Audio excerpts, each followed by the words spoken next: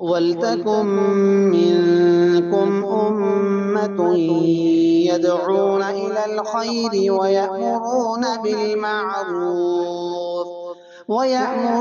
بِالْمَعْرُوفِ وَيَنْهَوْنَ عَنِ الْمُنكَرِ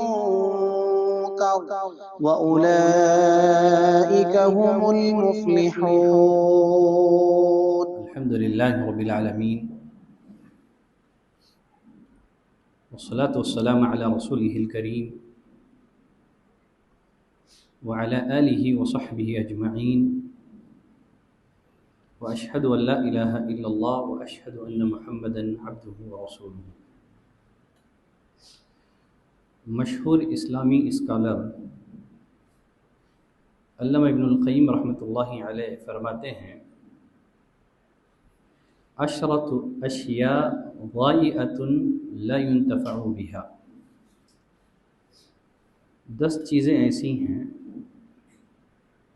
اگر ان سے صحیح فائدہ نہ اٹھایا جائے تو وہ ضائع ہو جاتی ہیں۔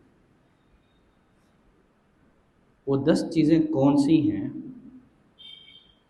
اگر ان کا صحیح استعمال نہ کیا جائے تو ضائع ہو جاتی ہیں۔ پہلے نمبر پر علامہ ابن القیم رحمۃ اللہ علیہ فرماتے ہیں، علم لا يعمل به، علم جس پر عمل نہ کیا جائے۔ علم حاصل کرنا یقیناً ایک افضل ترین عبادت ہے۔ امام الشافعی رحمۃ اللہ علیہ فرماتے ہیں، طلب العلم افضل من صلاۃ النافلہ، علم کا سیکھنا نفل عبادت سے بھی افضل ہے، نفل نماز سے افضل ہے۔ اگر آدمی علم حاصل کریں لیکن اس پر عمل نہ کریں تو پھر وہ علم اس کے لیے فائدہ نہیں دے گا۔ خطیب بغدادی رحمۃ اللہ علیہ فرماتے ہیں، علم درخت ہے، عمل پھل ہے۔ جو عالم اپنے علم کے مطابق عمل نہ کریں وہ عالم نہیں ہے۔ عالم وہی ہے جو اپنے علم کے مطابق عمل کرتا ہے۔ تو پہلی چیز علم جس کے مطابق عمل نہ کیا جائے۔ دوسری چیز جو غلط استعمال سے ضائع ہو جاتی ہے وہ ہے عمل لا اخلاص فیہ ولا اقتداء، عمل جو اخلاص نیت سے اور اتباع سنت سے خالی ہو۔ عمل بندہ مومن کا سب سے قیمتی سرمایہ ہے۔ آخرت کی کامیابی اور کامرانی کا دار و مدار کس پر ہے؟ عمل ہی پر ہے۔ عمل سے زندگی بنتی ہے، جنت بھی جہنم بھی۔ یہ ناری اپنی فطرت میں، یہ خاکی اپنی فطرت میں نہ نوری ہے نہ ناری۔ تو عمل سے زندگی بنتی ہے۔ آخرت کی کامیابی کا دار و مدار عمل ہی پر ہے۔ عمل آخرت میں ہمیں کب فائدہ دے گا؟ جب اس میں اخلاص ہو۔ عمل کب فائدہ دے گا؟ جب وہ سنت کے مطابق ہو۔ اب کوئی بھی عمل کرنا چاہتے ہیں تو آپ کے لیے ضروری ہے کہ آپ اپنا محاسبہ کریں۔ پہلا محاسبہ یہ دیکھیں، آیا میرا یہ عمل اللہ کے لیے ہے یا غیر اللہ کے لیے؟ اگر یہ آپ کا عمل اللہ کے لیے ہوا تو کامیاب۔ اگر آپ کا عمل غیر اللہ کے لیے ہوا تو آپ کو چاہیے کہ فوراً اپنے عمل کی اصلاح کرتے ہوئے اپنے عمل کو اللہ کے لیے خالص کریں۔ اس دنیا میں سب سے بڑا جہاد کیا ہے؟ انسان اس بات کی کوشش کرے کہ اپنے عمل کو اللہ کے لیے خالص کرے۔ شیطان کیا کرتا ہے؟ ہماری نیتوں کو بگاڑنے کی کوشش کرتا ہے، ہمارا جو انٹینشن ہے اس کو خراب کرنے کی کوشش کرتا ہے۔ تو سب سے بڑا جہاد یہ ہے کہ ہم اس بات کی کوشش کریں کہ اپنے عمل کو اللہ کے لیے خالص رکھ سکیں۔ تو عمل سے پہلے سب سے پہلا جائزہ لے، عمل اللہ کے لیے ہے یا غیر اللہ کے لیے۔ عمل کرنے سے پہلے ساتھ ہی ساتھ بندہ اس بات کا بھی جائزہ لے اس کا یہ عمل کتاب اور سنت کے مطابق ہے یا نہیں ہے، نبی کریم صلی اللہ علیہ وسلم کی لائی ہوئی شریعت کے مطابق ہے یا نہیں ہے۔ اگر عمل شریعت کے مطابق ہے، نبی کے طریقے کے مطابق ہے، تو عمل اللہ کے ہاں مقبول، بصورت دیگر ایسا عمل اللہ کے ہاں قبول نہیں ہوگا۔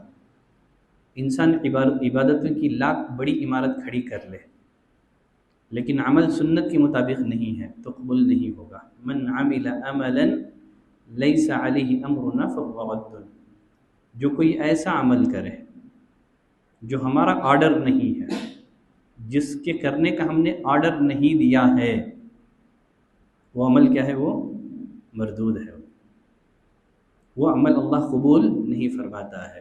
تو دوسری چیز جو غلط استعمال سے ضائع ہو جاتی ہے، عمل جو اخلاص سے اور سنت کی اتباع سے خالی ہو، اخلاص سے خالی ہوں اور سنت کی اتباع سے خالی ہو۔ تیسری چیز مال لا ينفق منہ، اللہ نے کسی کو مال دیا ہے، مال اللہ کی بہت بڑی نعمت ہے، اگر مال کو بندہ خرچ نہ کرے، اس مال سے نہ دنیاوی ضرورتیں پوری کرے نہ آخرت کے لیے توشہ تیار کرے، مال ضائع، فائدہ نہیں ہے ایسے مال کا۔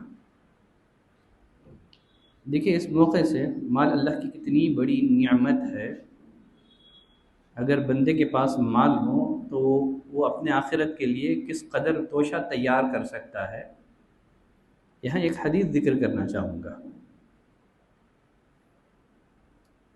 فقراء مہاجرین نبی کریم صلی اللہ علیہ وسلم کی خدمت میں حاضر ہو کر کے عرض کرنے لگے، اے اللہ کے رسول، مالدار لوگ اجر اور ثواب جنت کے بلند درجات لے گئے۔ نبی نے پوچھا وہ کیسے؟ آپ صلی اللہ علیہ وسلم نے فرمایا، دیکھیے مالدار جس طرح ہم نماز پڑھتے ہیں وہ بھی نماز پڑھتے ہیں، جس طرح ہم روزہ رکھتے ہیں وہ بھی روزہ رکھتے ہیں، لیکن ان کے پاس جو ہے مال ہے، اس مال کو کیا کرتے ہیں؟ اس مال سے صدقہ اور خیرات کرتے ہیں، حج اور عمرہ کرتے ہیں۔ اللہ کے رسول سارا اجر اور ثواب مالدار لے گئے۔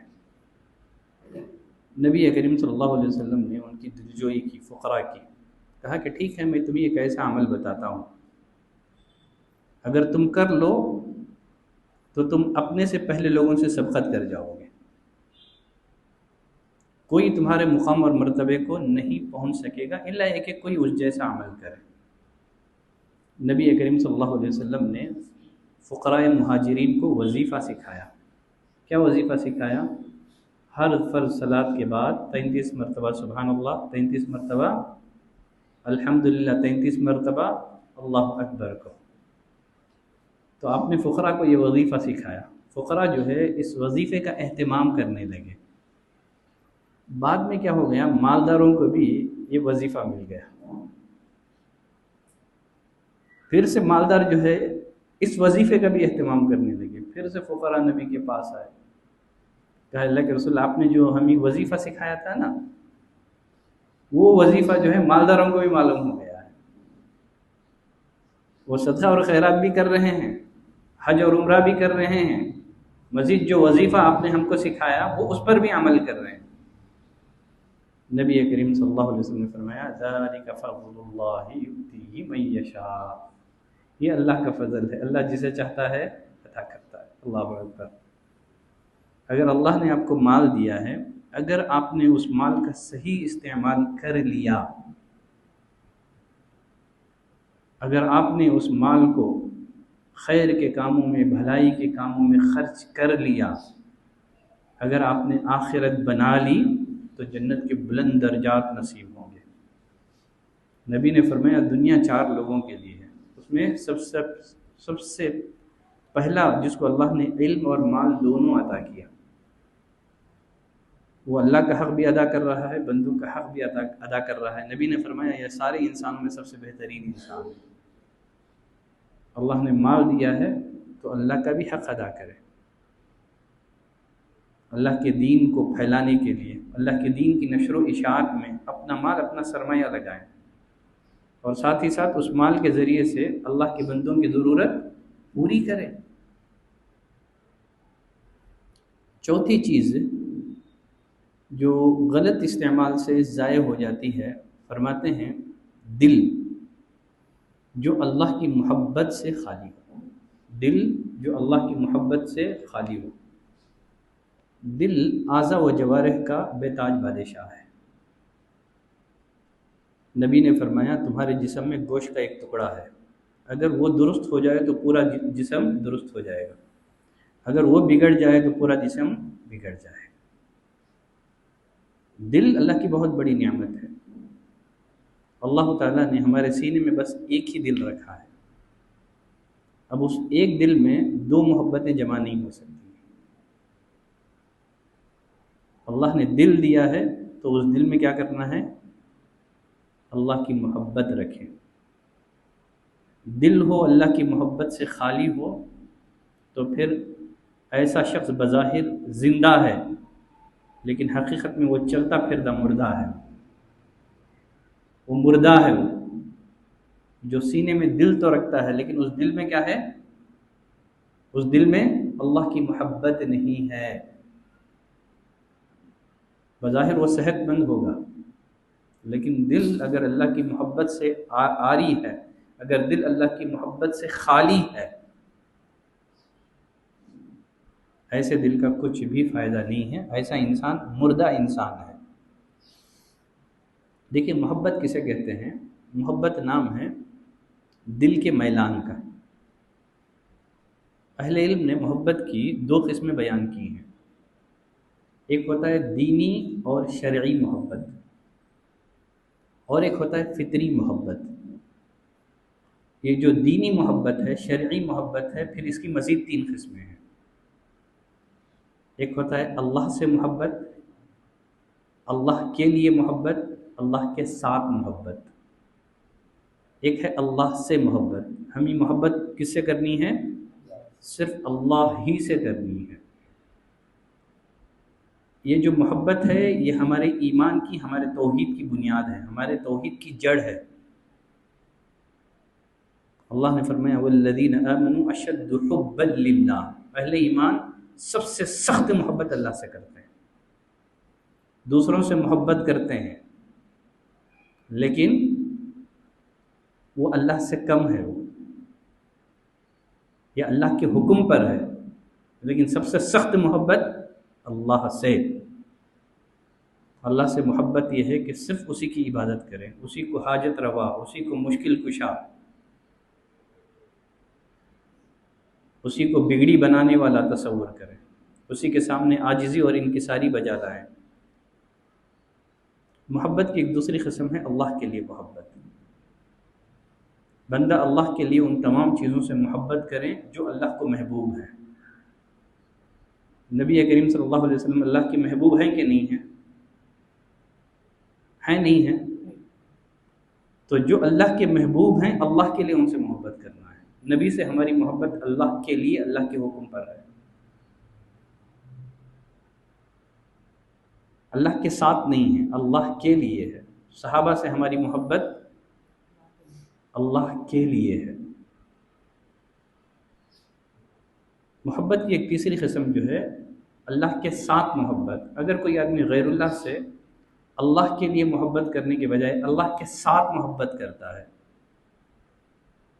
ان کو بھی جو ہے اللہ کی اختیارات دے دیتا ہے، ان کو بھی نفع اور نقصان کا مالک سمجھتا ہے، ان کو بھی حاجت روا اور مشکل کشا سمجھتا ہے، تو یہ کیا ہو گیا؟ اللہ کے ساتھ محبت ہے، یہ محبت شرک ہے۔ تو ایک ہے شرعی اور دینی محبت۔ محبت کی ایک دوسری قسم ہے، اس کو فطری محبت کہتے ہیں۔ فطری محبت یہ وہ محبت ہے جو کہ اللہ تعالیٰ نے اپنے بندوں کے دل میں رکھ دی ہے۔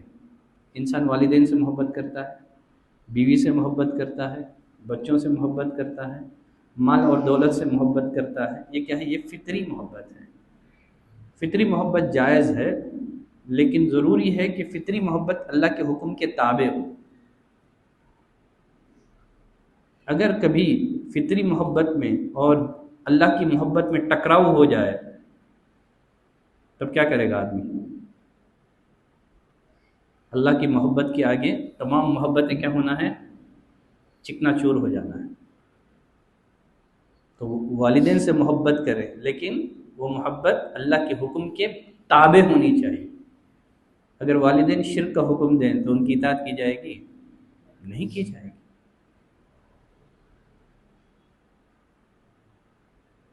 تو تمام محبتیں اللہ کی محبت کے تابع ہونی چاہیے۔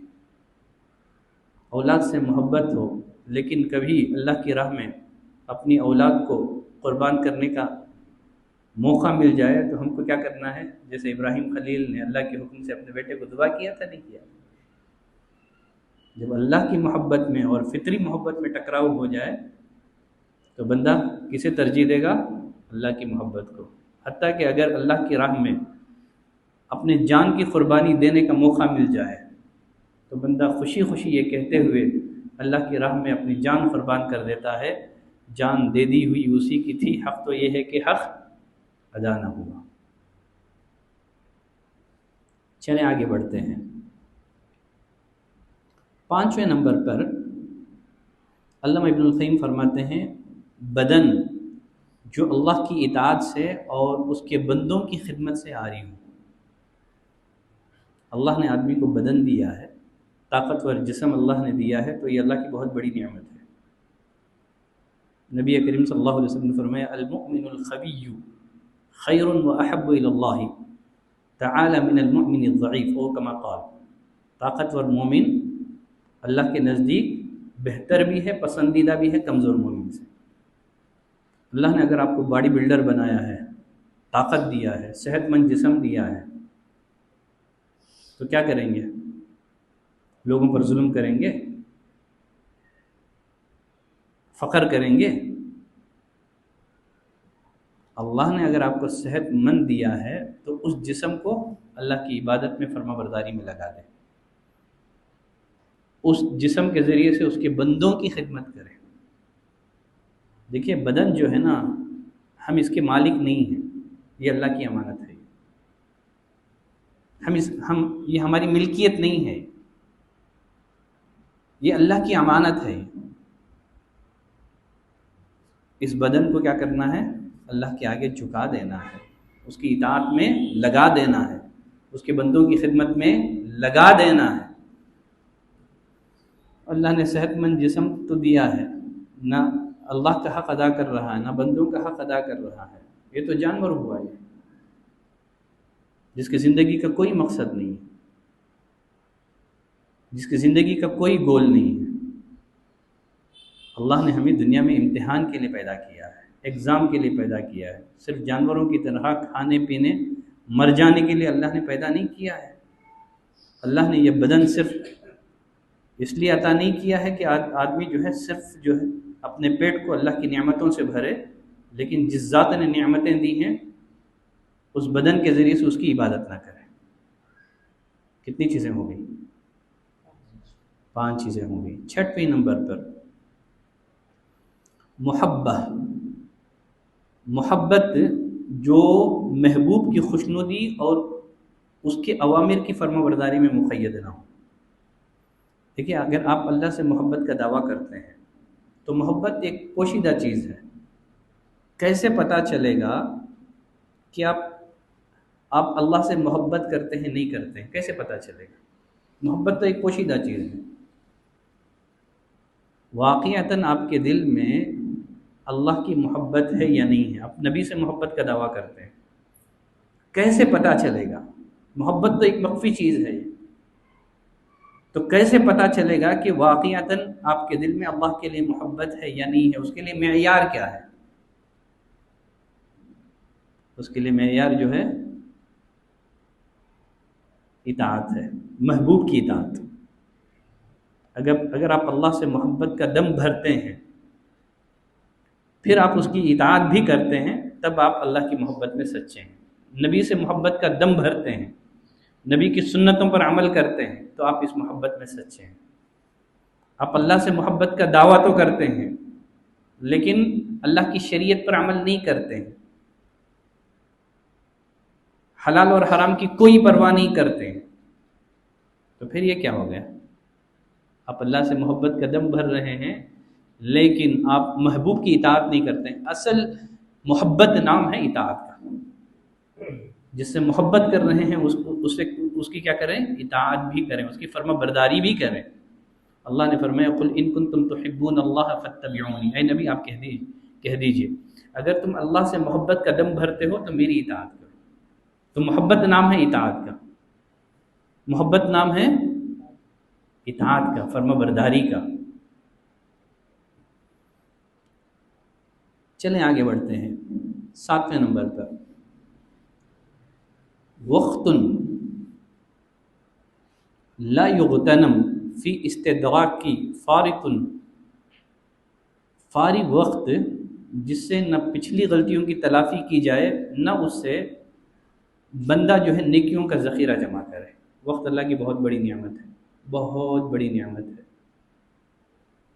اللہ تعالیٰ نے انسان کو وقت کا سرمایہ دے کر کے دنیا میں تجارت کے لیے بھیج دیا ہے۔ اب ہمارے پاس جو سرمایہ ہے نا، کیپٹل سرمایہ، وہ وقت ہے۔ دنیا میں ہر انسان تاجر ہے۔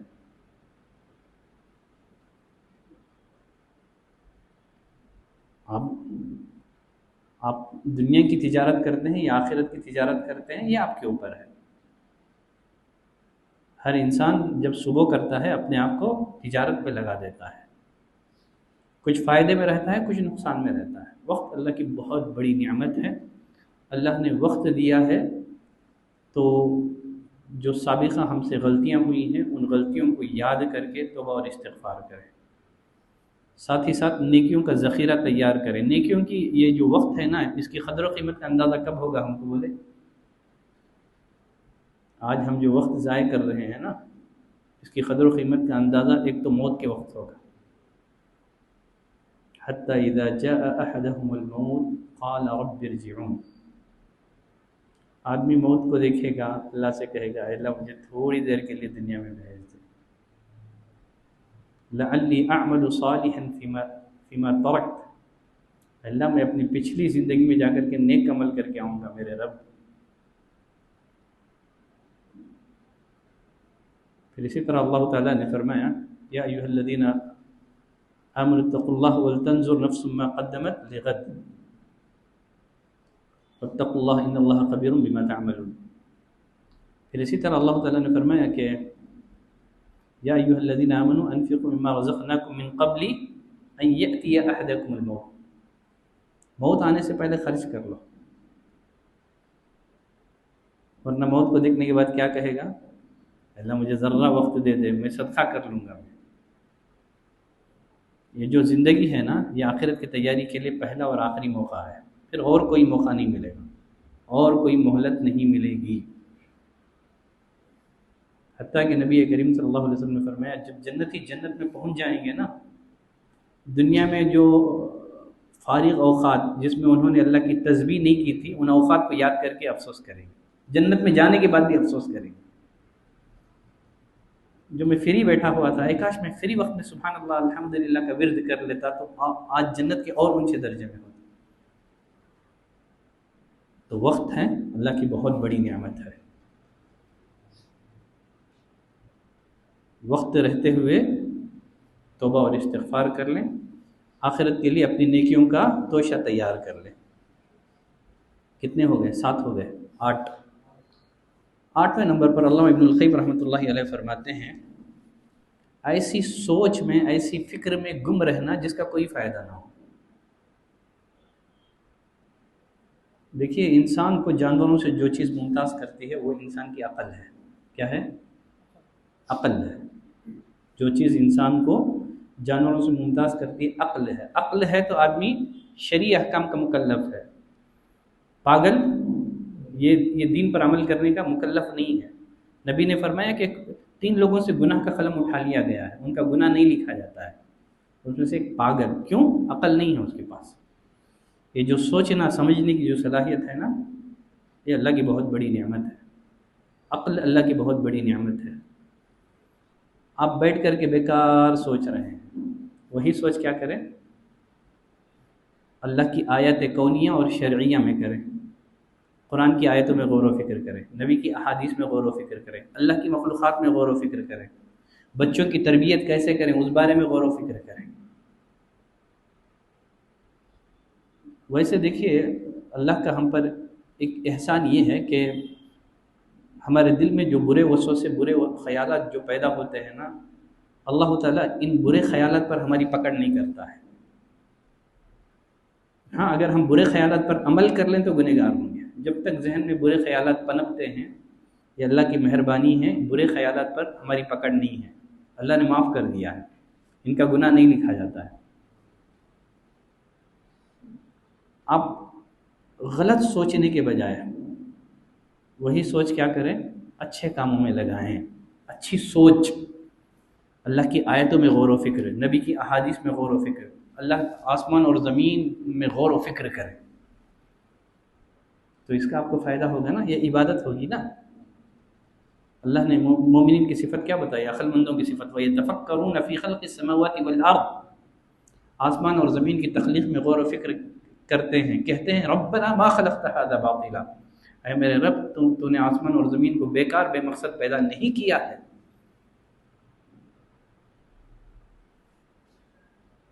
اسی لیے ایک حدیث میں نبی کریم صلی اللہ علیہ وسلم نے فرمایا کہ اللہ تعالیٰ نے نیکی گناہ دونوں بھی لکھ دیے ہیں۔ آدمی نیکی کا ارادہ کرتا ہے، عمل نہ بھی کرتا ہے تو ایک نیکی اس کے نام عمل میں لکھ دی جاتی ہے۔ آپ کو سوچنا ہی ہے، فری بیٹھ کر کے، آدمی تو فری نہیں بیٹھ سکتا، کچھ تو کچھ سوچنا ہی ہے اس کو، ہے نا۔ آدمی بیٹھے کچھ نہ سوچیں، یہ نہیں ہو سکتا ہے۔ سوچنا ہی ہے تو نیکیوں کے بارے میں سوچیں۔ آدمی نیکی کا ارادہ کرتا ہے تو ایک نیکی اس کے نام عمل میں لکھ دی جاتی ہے، کر لیتا ہے تو 10 نیکیوں کا ثواب لکھ دیا جاتا ہے۔ چلیں آگے بڑھتے ہیں۔ 90 نمبر پر، ان لوگوں سے ڈرنا، ان لوگوں سے امید رکھنا جن کی پیشانی اللہ کے ہاتھ میں ہے۔ مخلوقات سے ڈرنا، فلاں سے ڈرنا، حکومتوں سے ڈرنا، یہ حکومت ہمارا بگاڑ دے گی، وہ حکومت یہ کر دے گی، یہ ہماری ایمان کی کمزوری ہے۔ نبی کریم صلی اللہ علیہ وسلم نے عبداللہ بن عباس رضی اللہ عنہما کو کیا نصیحت کی تھی؟ کیا کہا تھا آپ نے؟ بہت ساری پیاری پیاری نصیحتیں کی تھی۔ کہا کہ اے بچے جان لے، اگر ساری مخلوقات مل کر کے تجھے فائدہ پہنچانا چاہیں تو بس اتنا ہی فائدہ پہنچا سکیں گے جتنا کہ اللہ نے تیری تقدیر میں لکھ دیا ہے۔ اگر ساری مخلوقات مل کر کے تجھے نقصان پہنچانا چاہیں بس اتنا ہی نقصان پہنچا سکیں گے جتنا کہ اللہ نے تیری تقدیر میں لکھ دیا ہے۔ تو پھر کیوں ڈرے؟ مومن اللہ کے علاوہ کسی سے نہیں ڈرتا ہے، سب کی پیشانی اللہ کے ہاتھ میں، اللہ کے اذن کے بغیر کوئی کسی کو نقصان نہیں پہنچا سکتا۔ چلیں 10ویں چیز، بات لمبی ہو رہی ہے۔ 10ویں چیز، خدمت جو تمہیں اللہ کے قریب نہ کریں، ایسی خدمت میں مصروف رہنا جو خدمت تمہیں اللہ کے قریب نہ کر پائے کا فائدہ ہو۔ دیکھیے نبی کریم صلی اللہ علیہ وسلم نے فرمایا خیر الناس من ينفع الناس، لوگوں میں سب سے بہترین کون ہے؟ جو لوگوں کو فائدہ پہنچائے، ہے نا۔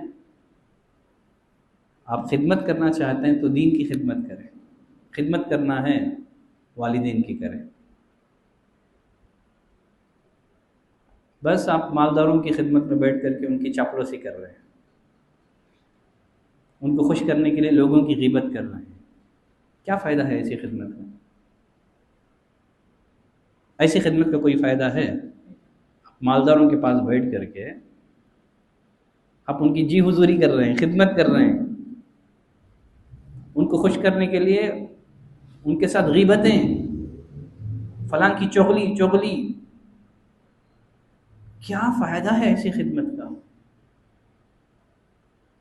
اگر خدمت کرنا ہی ہے والدین کی خدمت کرو، دنیا بھی بنے گی آخرت بھی بنے گی۔ خدمت کرنا ہے تو اللہ کے دین کی خدمت کرو۔ ایسی خدمت جس کا کچھ بھی فائدہ نہ ہو، نہ دنیا بنے نہ آخرت بنے، کیا فائدہ ہے ایسی خدمت؟ یقیناً آپ نبی نے فرمایا لوگوں میں سب سے بہترین لوگ وہ ہیں جو لوگوں کی خدمت کریں، لوگوں کو فائدہ پہنچائیں، لیکن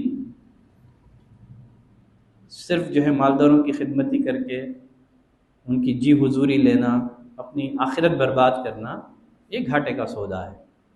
تو یہ 10 اہم نصیحتیں ہیں جو علامہ ابن القیم رحمۃ اللہ علیہ نے ذکر کی ہیں۔ اللہ سے دعا کرتے ہیں کہ پروردگارہ تو ہمیں توفیق دے کہ ہم ان 10 چیزوں کا صحیح استعمال کر سکیں۔ صلی اللہ علی نبینا محمد وعلی آلہ وصحبہ وسلم تسلیما کثیرا۔ سبحانک اللہم وبحمدک، اشہد ان لا الہ الا انت، استغفرک واتوب الیک۔